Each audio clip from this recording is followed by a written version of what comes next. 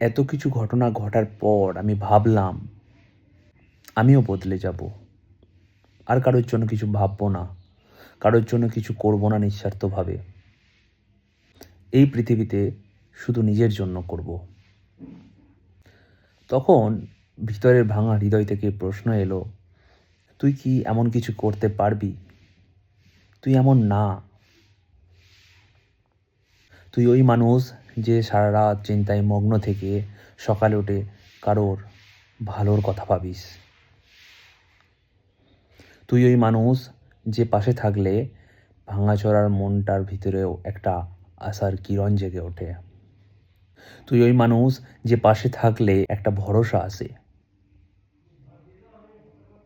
এই দুনিয়া আমাদেরকে শেখায় কঠোর হও, পাথর হও, মতলবী হও। কিন্তু এই মনটা বারবার বলে ওঠে, না, তুই এমন মানুষ না। তুই ওই মানুষ যে যন্ত্রণাতেও বিশ্বাসটাকে ভাঙিসনি। তুই ওই মানুষ যে সব কিছু হারিয়েও তার ভালো থাকার কথা ভাবিস। আর হ্যাঁ, এটাই তোর যন্ত্রণা,